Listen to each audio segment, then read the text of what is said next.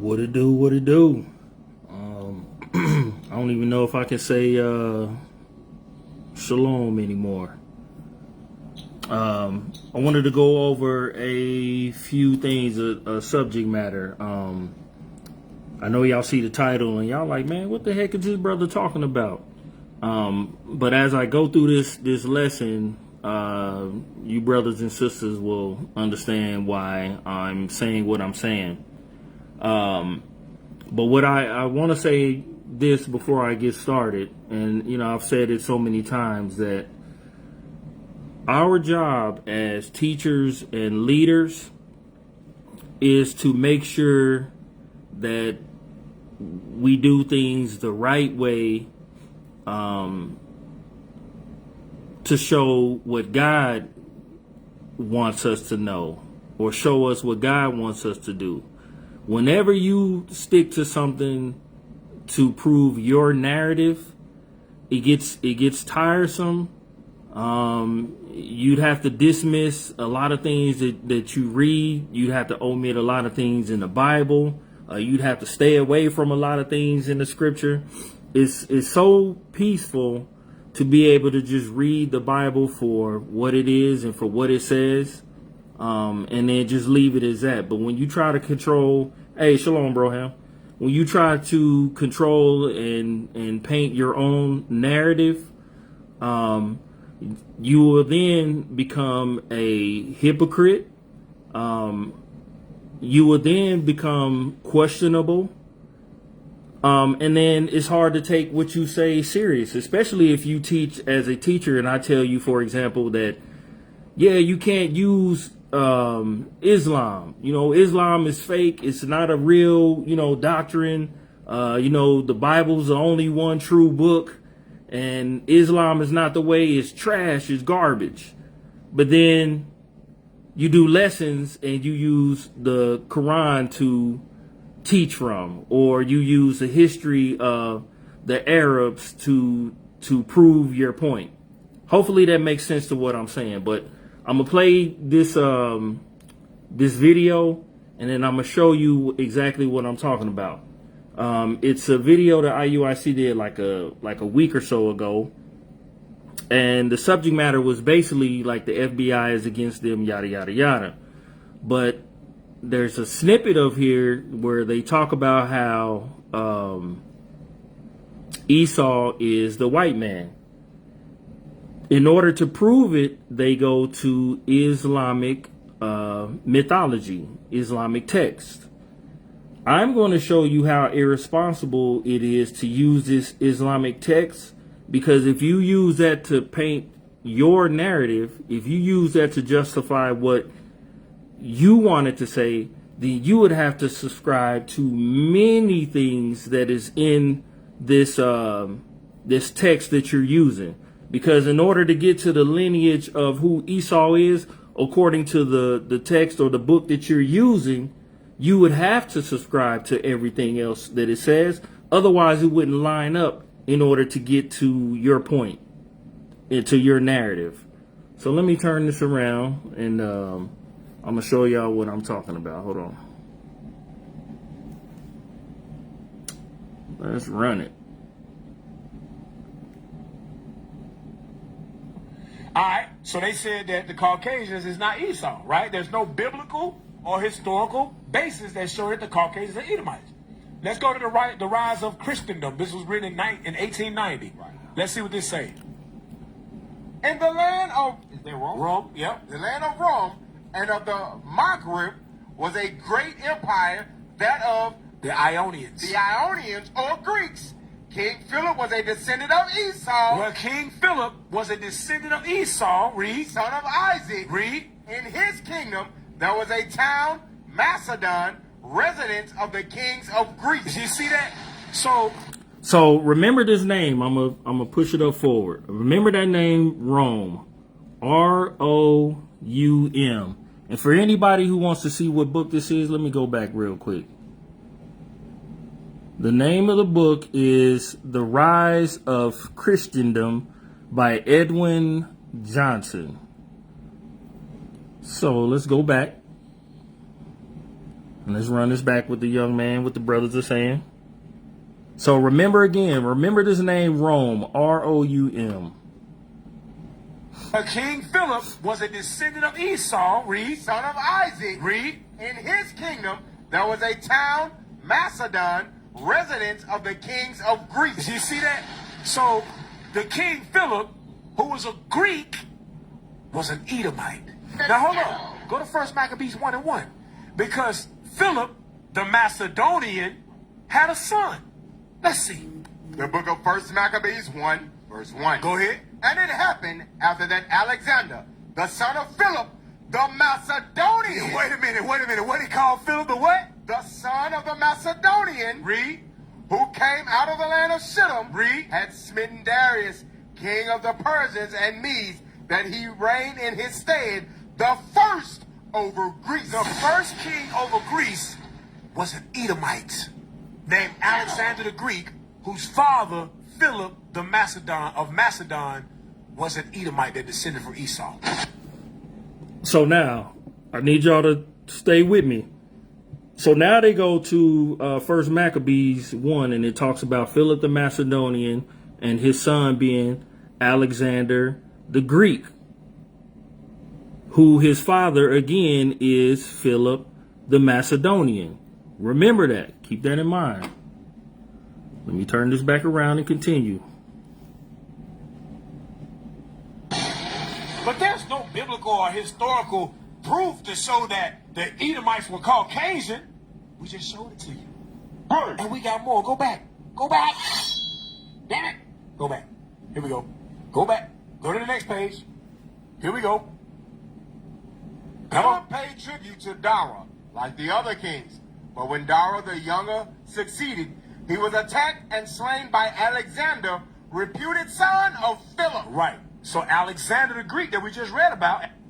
So you guys see that, right? It says Philip paid tribute to Dara, like the other kings. But when Dara the younger succeeded, he was attacked and slain by Alexander, reputed son of Philip.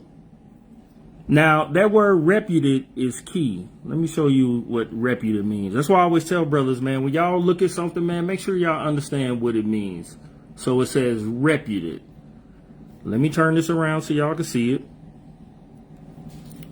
Reputed. It says generally believed to exist or be something specified, but not definitely the case. Widely known and well thought of. So that's what he's known to be, but that doesn't necessarily mean that that's the case. That's what reputed means. So that's what it says in this book. Now remember, he went to Maccabees and said that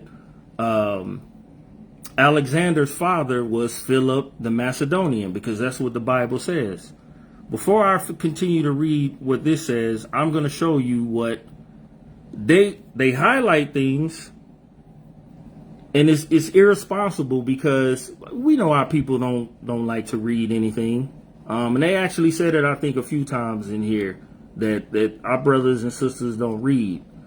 And I understand that brothers and sisters don't read, but I always tell y'all, man, fact check everything. Don't believe everything that I say. Don't believe everything Judah say. Don't believe everything that your camp leader say. Don't make them make you parakeet stuff just because they say it. Don't make them tell you that, nah, this is where you have to stay, and then this matches with this scripture, and this scripture matches with this. You have to read to show yourself approved to the Lord. You have to search out the information yourself. It's not your job to just parakeet something. It's not your job to just highlight one thing. That's irresponsible. It's not your job to just have somebody. That's Christianity. Remember, in the Christian churches, that's what we do. My pastor said. Your pastor say all kind of stuff. And then you got your husband and the wife arguing with each other because she gonna listen to what the pastor says. A husband trying to tell her something different, but she's not listening. Just the same thing. This is Christianity all over again. They tell you this is what you need to do. They'll tell you, hey, you stick to the Bible. But then they'll tell you that no other book shall want her mate. But then they will pull out other books. But if you pull out other books, you in trouble. If you quote something else, you're in trouble. But they'll do it all day, every day. But if you do it, you going off. You got the devil on you. But I'm going to turn this around. I'm going to read it, but I'm going to show you exactly what it says on here on the video. So this is the video still, and I'm going to read that again. It says, Philip paid tribute to Dara, like the other kings. But when Dara the younger succeeded, he was attacked and slain by Alexander, reputed son of Philip, meaning that's the reputation. Everybody believes that to be Alexander to be the son of Philip, but it may not necessarily always be that case, which let's continue to read based on where he stopped highlighting. The brother stopped highlighting. It says, who is called Sol Carneum, because he obtained the empire of all the earth. Alexander was in reality son of the Persian king Bahram, and of a daughter of the king of the Greeks. So the book that he's reading from, this Islamic book that he's reading from, doesn't say that Alexander is the son of Philip. Now, Maccabees chapter 1 verse 1 on down says that Alexander came from Philip the Macedonian, but the book that he's reading doesn't say that Alexander came from Philip. It says that he came from the Persian king Bahram. And then also, I'm gonna show you where that history comes from. Let me show you where he got that from. Well, what the history on that is. Let me turn this around so y'all can see it. It says, Alexander's origins, a Persian perspective. I just want y'all to see that. Now let's find out why that is. Because the Bible doesn't say that at all. When you read Daniel the 8th chapter and Daniel the 11th chapter, we understand that Alexander is a Greek. We understand where he comes from. But also, when you click on that, it talk about the Grecians there. It also talks about this from the seed of Japheth. But I'm going to leave that alone right now. Hey, shalom, Broham. So let's read. Let's see why it said from the book that they were reading from, it said that Alexander is actually from a Persian king, Bahram. He's not the son of Philip. And I'm going to read it. I'm going to go back to it and I'll read it.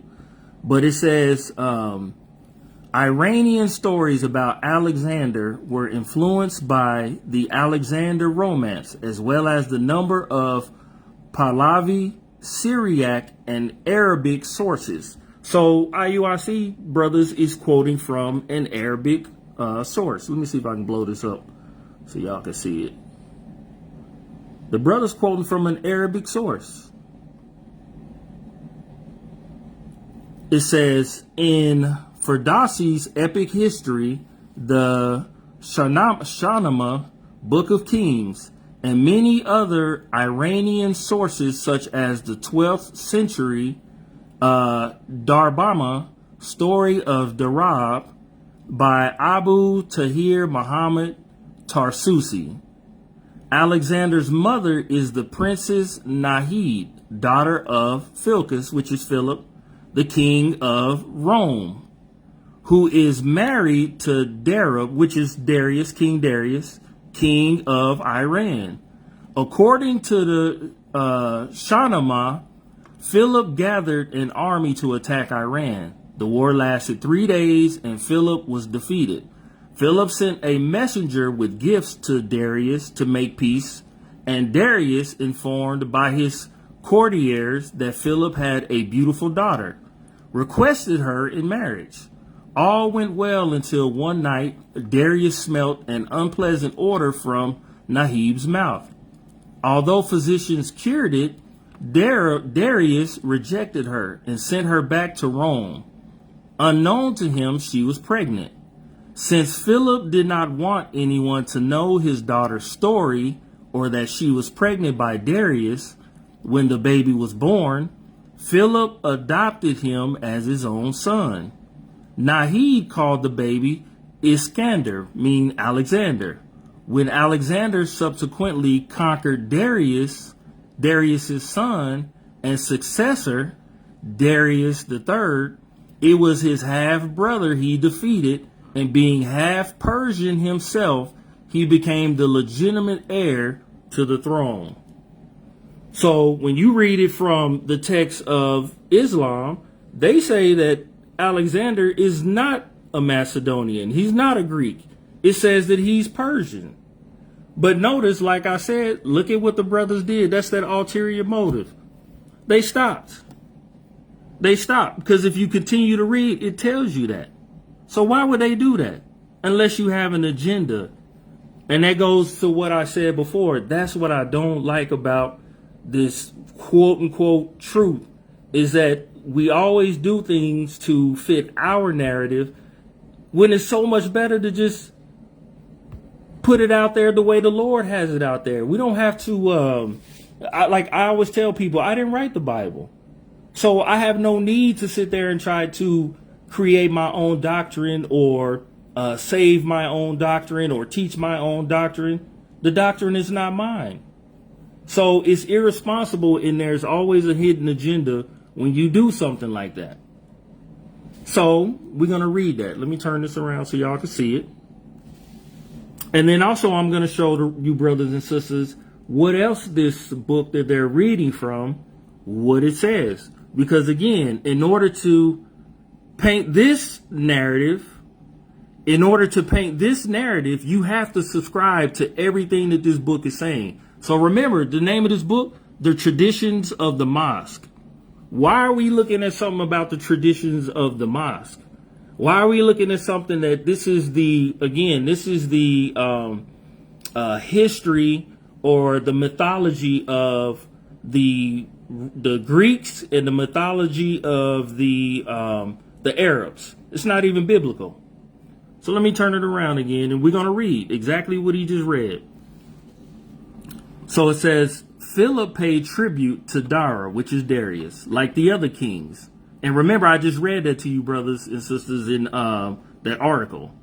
It says, he was attacked and slain by Alexander, reputed son of Philip.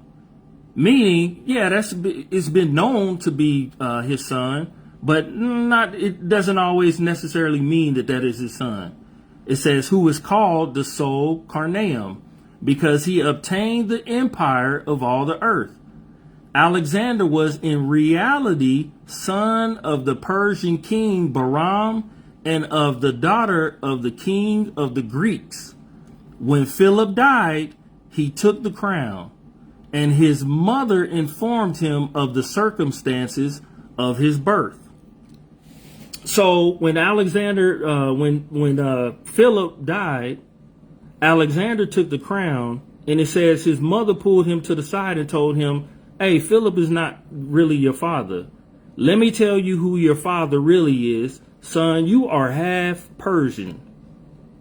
That is what his mother told him, according to this text. But again, when you read in 1 Maccabees, it don't say that. When you read in Daniel, the 8th chapter and the 11th chapter, it doesn't say that. It doesn't say any of that.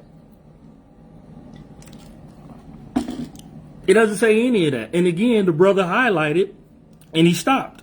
He painted his narrative and then he stopped. He didn't continue to read. So he's lying to y'all.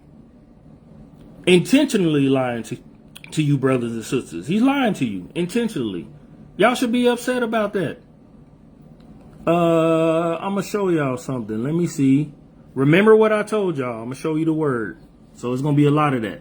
Remember, it says in the land of Rome, right here. See if I can get my finger on it. In the land of Rome, spelled R-O-U-M. So let's find out why it says in the land of Rome. Let's go back. Let's find the land of Rome. I'm going to go to page 159. Anybody who wants to know what book this is, I said it in the beginning of the class. It's easy to go and you can get the PDF of this book. So you can look at it yourself. Let's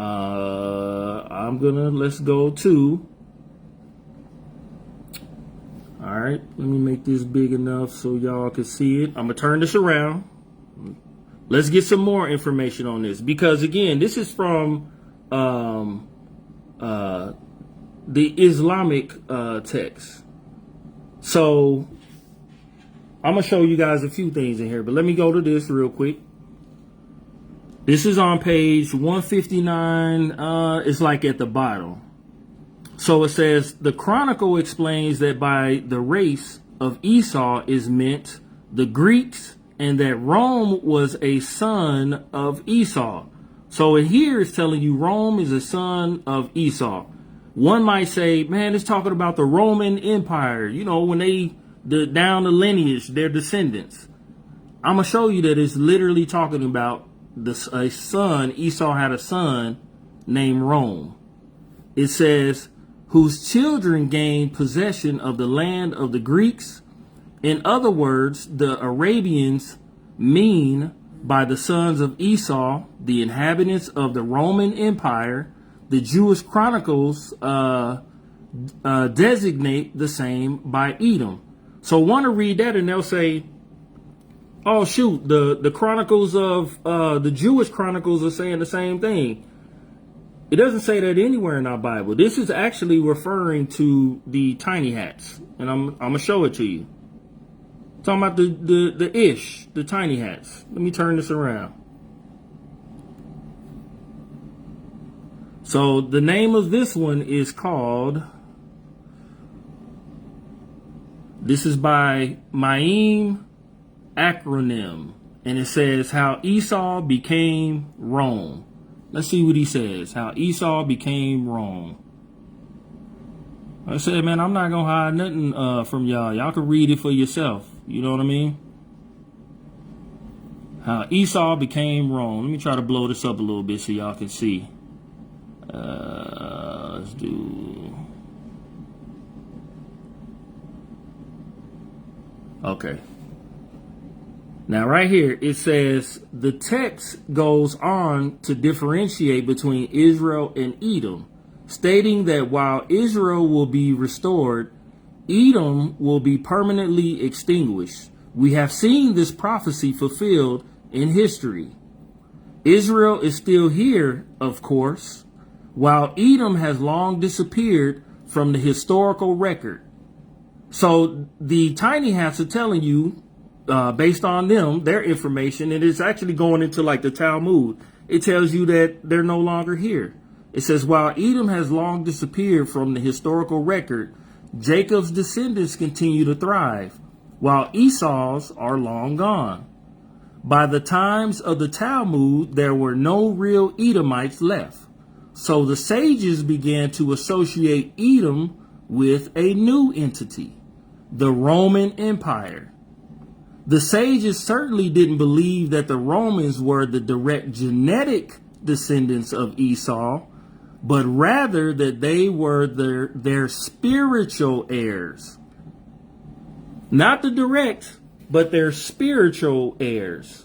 Not the descendants, but the spiritual descendants. Maybe taking on the mindsets, maybe taking on their behaviors, things of that nature. But to call Esau actually from the Romans, no, it's not what it's going into. So let's go back. That's why I say, man, y'all got to read for yourself, man, and stop just listening to people and taking their word for it. Let's go back. So again, it says, the Chronicle explains that by the race of Esau is meant the Greeks, and that Rome was a son of Esau, whose children gained possession of the land of the Greeks. In other words, the Arabians mean by the sons of Esau, the inhabitants of the Roman Empire. The Jewish chronicles designate the same by Edom. Jacob or Jacob is made to flee by night from Esau to his uncle Laban in Syria, which is correct. His name Israel receives an Arabic etymology. Azrael Allah. He went by night to God. In Syria, he served Laban and received Leah and Rachel as his wives. At that time, and until the law of Musa, it was lawful for, let's hang on, I'm getting to a point. It was lawful for a man to wed two sisters. But in the Quran, this is forbidden. So again, we're going off of what the Quran says, and we're going off of Islamic mythology and Greek mythology. It says, he had by Leah, Reuben, Simeon, Judah, Levi, Zebulun, and Issachar. By Zelpha, handmaid of Rachel, he had Dan and Naphtali. First off, Rachel's handmaid was Bilhah. But I believe they might have had this, whoever quoted this had this mixed up, because it says by Bala, handmaid of Leah. So I believe this one is supposed to be, I believe Zelpha is supposed to be with Leah and Bala is supposed to be with Rachel. But again, they messed that up. So I'm going to read that again. He had by Leah, Reuben, Simeon, Judah, Levi, Zebulun, and Issachar. By Zelpha, handmaid of Rachel, he had Dan and Naphtali. By Bala, handmaid of Leah, he had Gad and Esau. So this book is saying that Jacob, when he laid with the handmaid of Leah, which is actually Zilpah, Zilpah had Gad and Asher. But in here, it says that she had Gad and Esau. Now, again, this is from the very same book that these brothers are reading from.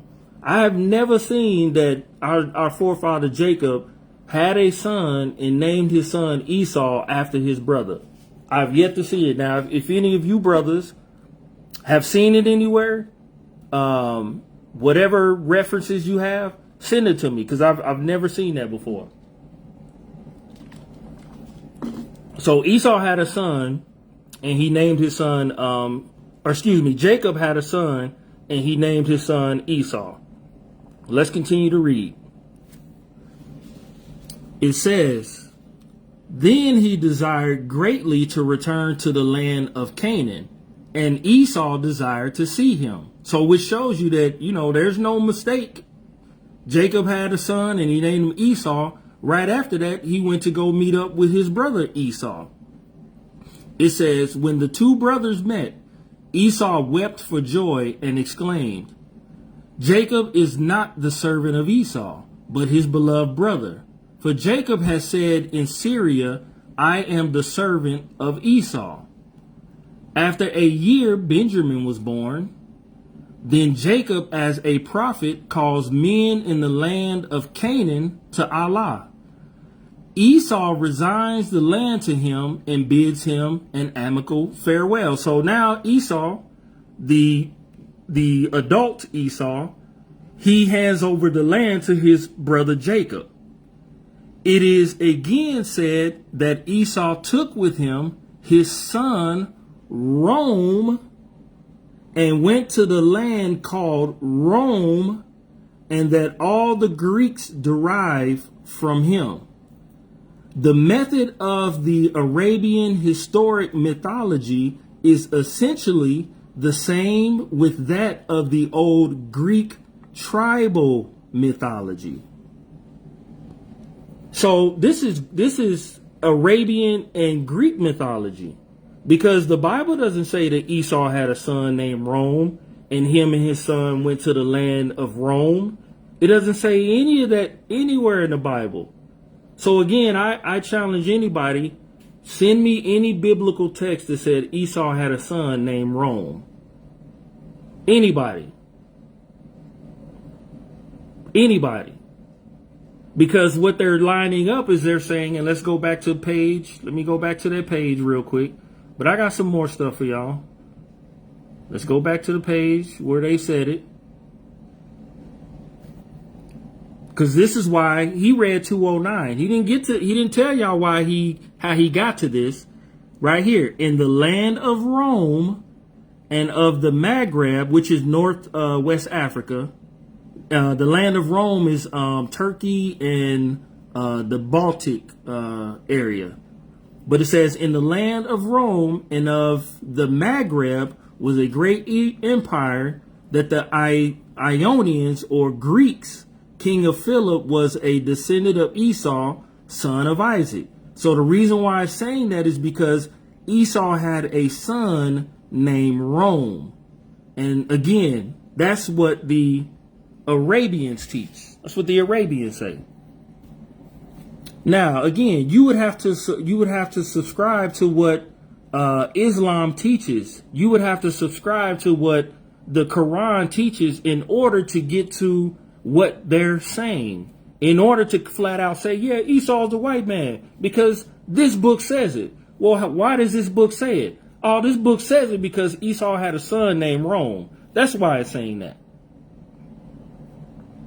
It's irresponsible, man. I'm telling you, just to prove your narrative or prove your point. And for me, I'm not saying for those who hear this and still believe that Esau is the so-called white man, that's fine. That's cool. All I'm telling you, brothers, is stop using other books to paint your narrative. If you pull out a book and if it says what we're reading here, what we're looking at here, you have to throw that book out. You have to be able to be responsible enough, man enough, and stand on the word enough to say, you know what? I don't even need that book. I don't need it, because this is some garbage, man. When did Esau have a son named Rome? I can't use that. That's what we're supposed to do. Because if you do anything other than that, you're lying and it's deception. And shame on you. Shame on you. Let me go to another page. I'm going to show you. I don't need any of these books to make my point in that regard. You would also have to subscribe to this. Let me find it. Hold on. Let's see. I think it's one page before this one. Yep. All right, here we go. Check this out. So it says you would have to subscribe to this according to this book. When you read up further, it says that Abraham chose, where is it at? Hold on. Oh, there we go. It says Abraham, when you read up a couple of pages, it says Abraham chose Ishmael over Isaac. Isaac or Ishmael was his chosen one. So when you get to here, it talks about, and let's read it. When you get to here, it says, after these things, Abraham returned into Syria to Sarah. Yearly, he continued to make the pilgrimage to Mecca. So in this book, it says every year, Abraham would make his pilgrimage to Mecca. Because like I said, if you read above this, it says that Abraham chose Ishmael over Isaac. And the only reason why he put away Isaac or Ishmael, the only reason why he put away Ishmael was because Sarah was in the way. And it said once that Sarah passed away, it said that Abraham continually went back to Ishmael and continually went back to Ishmael's mother. That's what this says. So it says, after these things, Abraham returned into Syria to Sarah. Yearly, he continued to make the pilgrimage to Mecca. When Isaac was grown up, Sarah had another son named Jacob. Well, we know, and I'm just going to assume, because Sarah didn't have another son named Jacob. I'm assuming, we all know that it was Rebecca, but let's just assume that they're using that bloodline or lineage or, a descendant. And, she's the grandmother, but they still call her the mother. So let's just assume that, right? So it says, when Isaac was grown up, Sarah had another son named Jacob, as the Quran saith. Isaac also had two sons, Esau and Jacob. They were twins. At the moment that Esau was born, Jacob seized him by the heel, hence his name. Jacob and his posterity, meaning his descendants, Jacob and his posterity were prophets. But no son of Esau was a prophet except Job. No son was a prophet of Esau except Job. Now, we all famously know of one Job in the Bible. And there are people, brothers and sisters, who believe that some say Job was an Edomite. Some say Job was not an Edomite. Here, according to the Arabic mythology, the Arabic text, they say that Esau had a son, and his son's name was Job. His son's name was Job, and Job, therefore, was an Edomite. But let's take a look at something real quick. So Job is an Edomite according to here. But let's see what IUIC believes about Job. Can y'all see that? Sorry, Job was not an Edomite. This is an IUIC class. So the book you're subscribing to says that Esau had a descendant, a son named Job, and that Job was a prophet, and Job was the only prophet of Esau, and that Job was, again, an Edomite. But you have a class that says Job is not an Edomite. But the book that you're using says that Job is an Edomite, and that Job is a prophet. And we only know of one. So that's what I say in regard to this. So in order to get to make your point, you would have to use this book, and you would have to subscribe to everything that it's saying, because in order to do so, you have to use that lineage to get to your point. You would have to. There's no other way. And I'm going to show you. Let's continue in what the brothers say. Hold on. And I'm almost finished. Hold on. Let me turn it around. Let's take a look. Alexander the Greek was the son of Philip, and they were Edomites. No. Alexander the Greek, according to what you guys are reading, Alexander was in reality son of the Persian king Bahram. He was not a Greek. What you reading out of, you highlighted here, then you stopped. Where you stopped highlighting, you read something else. He was not a Greek. He's not. According to what you're reading, he's not. That's in the Greek time. Let's keep going. This is go ahead. The chronology of ancient nations. So the chronology of ancient nations written in 1879. 1879. Let's go inside. Go down to the bottom highlighted part. You close it up. That Alexander was the son of Philip is a fact. Too evident to be concealed. His pedigree. You see that? This says that Alexander was the son of Philip is a fact. But that's not what they just played in the book before. That's not what we just heard. Or that's not what it read. It read that Alexander was the son of a Persian king. But now you pull out another book that says that Alexander was the son of Philip is a fact. That's not what we just read. It's not a fact. Like, which one is it? Is he or is he not? Because if according to the camps, if you go by your father's genealogy, then Alexander is a Persian. He's not for them, he's not Esau. He would now become a Persian, which is I forgot what they call, but he's not an Edomite according to that. So let's continue.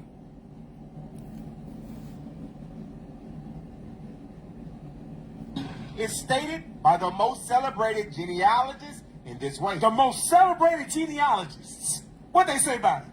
Philip. That's his father. Hermes. That's his grandfather. Meton.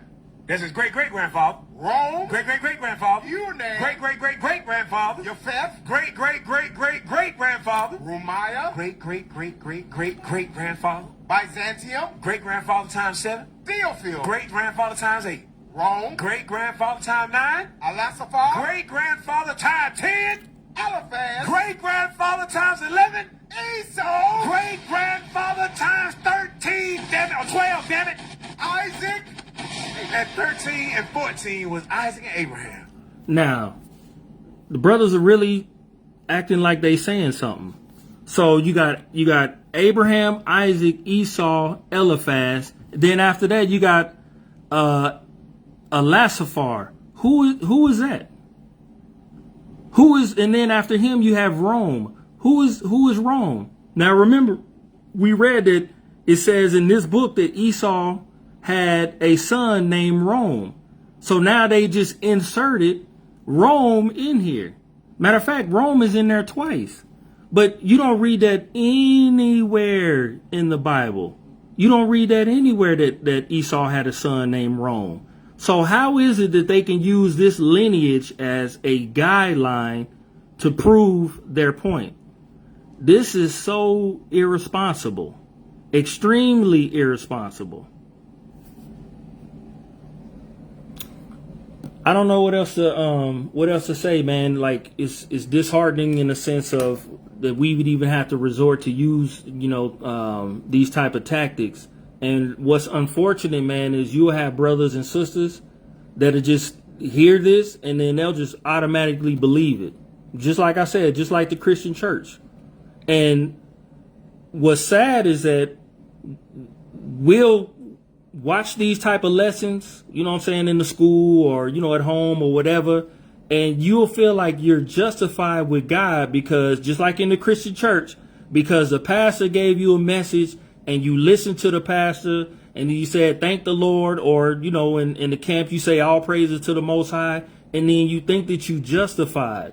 You will not be justified just by listening to someone. That's not how you get justified. The Bible tells you to study to show yourself approved unto God. So when people tell you something, it is your job to do the research. It's your job to fact check it. But the problem is a lot of you brothers and sisters are fearful because they'll tell you, you better believe what I tell you. I'm the prophet, and whatever I teach you is that's what you go by. You don't bring any other books in, even though they do it. They'll tell you don't listen to anybody else. If you listen to Judah and Mash, you getting kicked out and you won't get the kingdom. These are the things that they tell you, brothers and sisters, and y'all believe that stuff. Or some of you will read and know for sure that some of the things that they're saying is teaching is not true, and you'll just sit there and deal with it. You'll sit there and deal with it. Let me pull up something right quick. Hold on.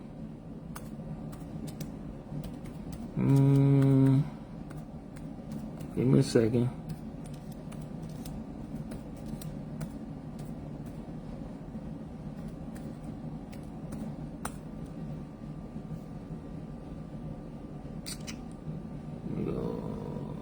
I'm gonna show y'all something. Proverbs 25. Let me blow it up so y'all can see it. This is what you brothers, specifically you men, need to be doing for yourselves. Again, don't take my word for it. Even the stuff that I just showed you now, don't take my word for it. You might find something different. Okay, let me turn this around so you can see it. This is Proverbs chapter 25 and verse, I'm going to start at verse 1. It says, "These are also proverbs of Solomon, which the men of Hezekiah, king of Judah, copied out. It is the glory of God to conceal a thing, but the honor of kings is to search out a matter." You see that? It is a glory of God to conceal a thing. He's just not going to give it to you. You're not going to be able to just sit there and listen to your Christian pastor. You're not just going to be able to sit here and listen to One West doctrine. You're not just going to be able to sit there and listen to it and then think that you're good. It says it is a glory of God to conceal a thing. Everybody got their own understanding, and you might be the person that's necessary to open the floodgates to give us a better understanding of something. But if you just sitting there listening to somebody else and you just parakeeting it, and they tell you, yeah, match this word with this word because, you know, if this word says hello, then obviously hello over here is saying the same thing over here. If you do that, you're in trouble. So it says, it is a glory of God to conceal a thing, but the honor of kings is to search out a matter. It's your job to fact check everything that everybody says, including myself. You don't just let somebody come on here and then highlight something and then you just take their word for it. Because people will lie to you. People will cheat. People will deceive. People will do anything to push their agenda. It's your job to find out if they have your best interests at heart. It is your job to find out if they really care about this in the sense of they doing this for God, or are they doing this for IUIC, or if they doing this for ISUPK, or if they doing this for AOI, or if they doing this for whoever and whatever. That's what you need to figure out as men and women, what people's agenda are, because people will take you with them.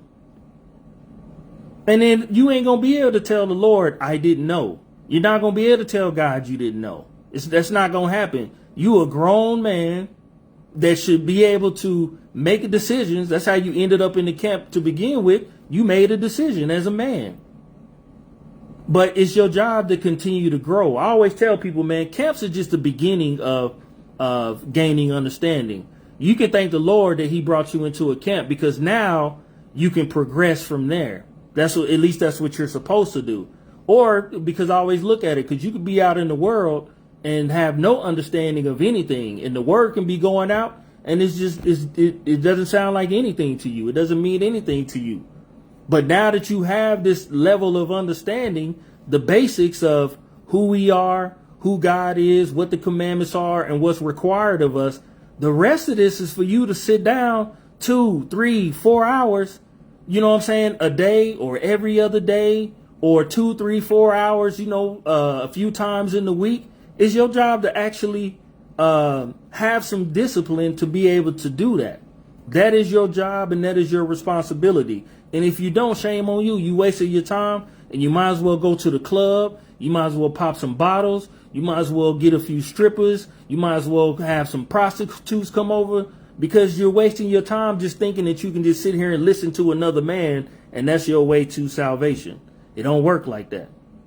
Shalom.